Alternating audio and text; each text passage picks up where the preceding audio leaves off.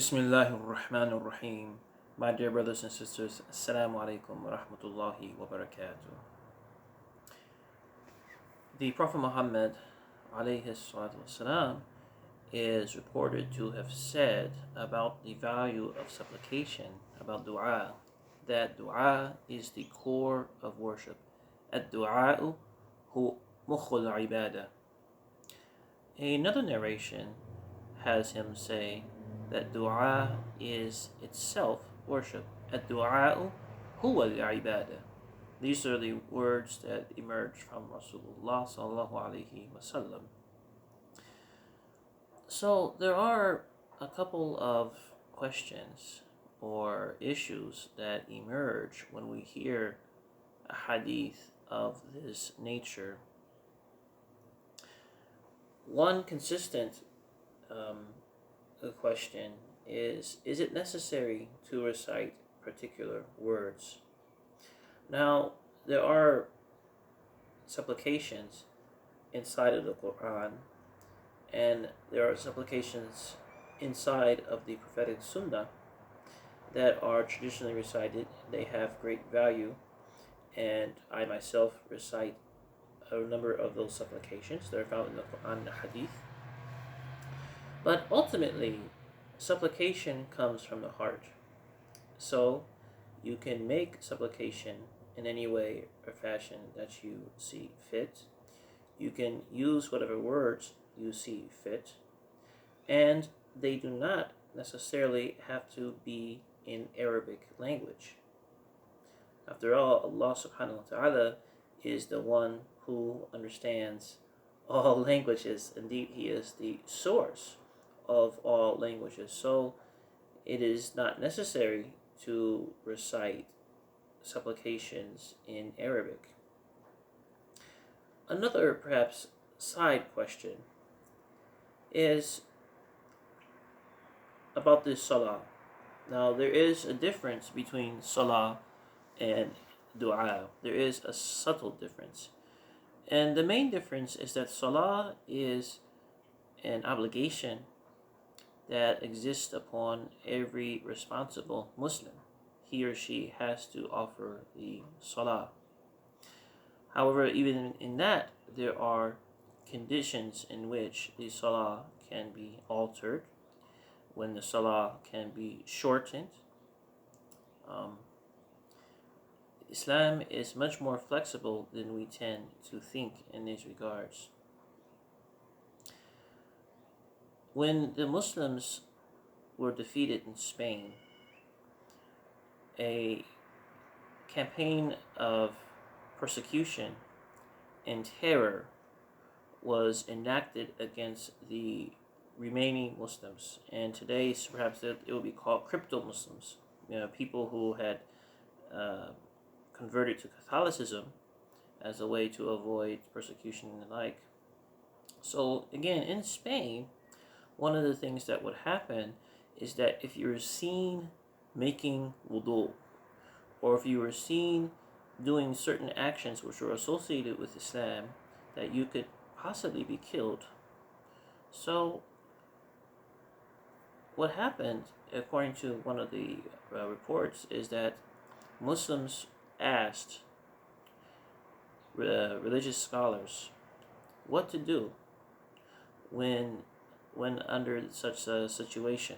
So, for example, again, the wudu example, that they were unable to make wudu even because of the possibility of them being seen and being killed during that situation after the Muslim defeat in Spain.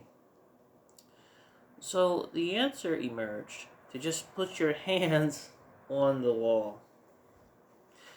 And perhaps we think that this is some kind of weak response, but it's not a weak response.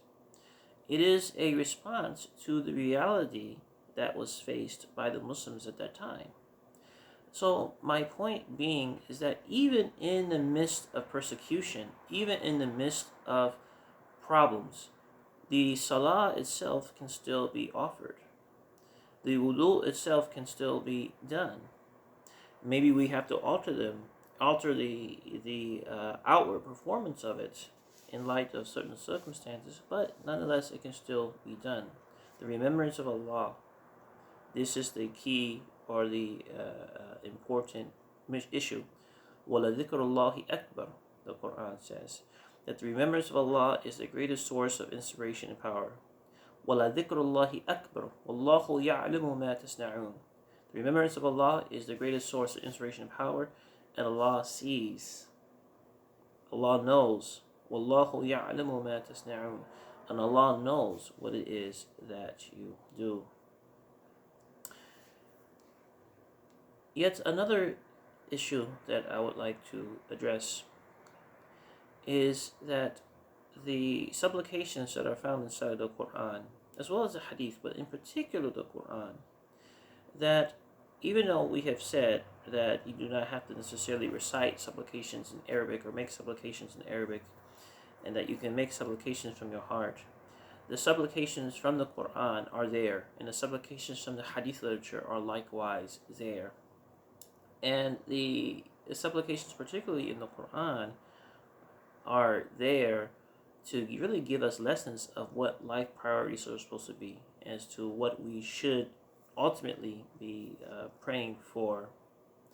So the two most famous ones are examples of things that we should pray for.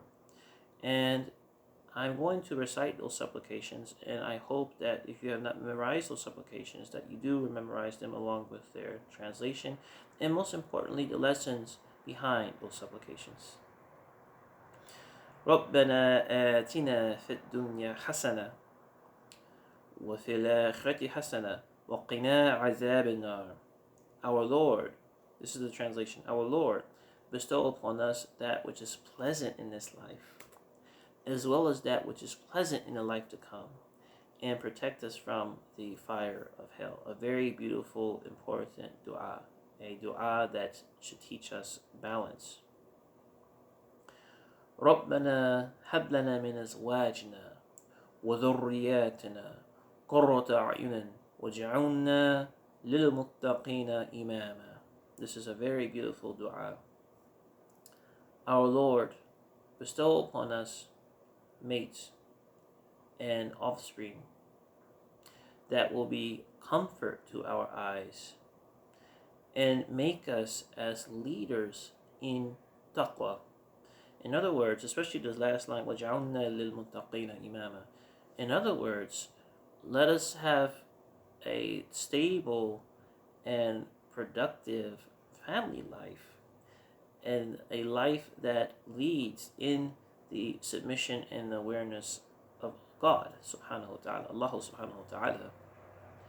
So may Allah accept all of our goodly du'as, goodly supplications, and may Allah accept our fasting, and may Allah grant us a fruitful month.